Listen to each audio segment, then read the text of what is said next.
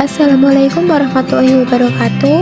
Halo semuanya, perkenalkan nama saya Septiana Winda Aulia dari Prodi Akuntansi dengan NIM 08040221130. Mari langsung saja kita simak videonya. Yang pertama ada profil perusahaan. Nama perusahaan PT Barito Pacific Tbk, yang merupakan sebuah perusahaan energi terintegrasi yang berbasis di Indonesia dengan berbagai aset di sektor energi dan industri. Melalui Star Energy, Barito Pacific mengoperasikan perusahaan panas bumi terbesar di Indonesia yang juga merupakan perusahaan panas bumi terbesar ketiga di dunia. Kegiatan utama usaha di perusahaan ini yaitu kehutanan, perkebunan, pertambangan, industri, properti, perdagangan, energi terbarukan, dan transportasi. Berdiri sejak 14 April 1979 oleh Agus Salim Pangestu. Selanjutnya ada analisis pemasaran.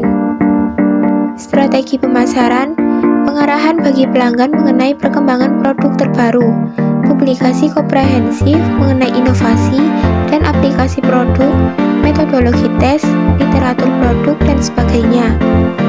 Publikasi mingguan mengenai berita terkini di pasar melalui Triline Newsletter.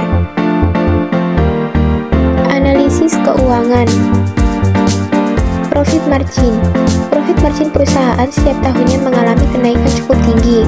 Pada tahun 2016, dengan laba bersih mencapai 131,70 juta US dollar atau 19,47% per saham. Rasio profitabilitas ROE. Perusahaan mengalami peningkatan dari tahun ke tahun.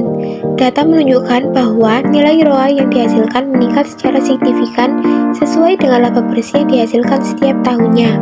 Namun, nilai ROE perusahaan di tahun 2014 dan 2015 adalah 0,23% dan 0,06%. Hal ini menunjukkan bahwa nilai tersebut masih berada jauh di bawah nilai rata-rata industri. Strategi investasi. PT Barito Pacific Tbk atau BRPT terus memacu segmen bisnis energi dan petrokimia dengan menggarap sejumlah proyek yang berkaitan dengan segmen energi dan petrokimia tahun ini. BRPT menargetkan Commercial Operation Date atau COD proyek berkapasitas 2x1000 MW pada tahun 2025. PLTU ini menelan biaya investasi 3,3 miliar US dollar. Star Energy BRPT juga berencana untuk mengembangkan eksplorasi pembangkit listrik tenaga panas bumi Salak Bineri. Proyek dengan kapasitas 15 MW tersebut masih dalam tahap Pre-Financial Investment Decision atau FID dan menelan biaya investasi 40 juta US dollar. Target penyelesaian proyek ini adalah di tahun 2022. Analisa SWOT, strength, kapitalisasi pasar terbesar kedua di industri kimia, strategi diverifikasi, strategi integrasi vertikal, memiliki lini bisnis yang beragam seperti petrokimia, energi, properti, dan lainnya. Weakness, harga bahan baku sensitif terhadap kurs, ketergantungan terhadap entitas anak TPIA. Opportunity, Indonesia memiliki ladang geotermal yang luas, besarnya inovasi industri energi terbarukan. Threat, fluktuasi harga bahan baku. Strategi pengembangan perusahaan.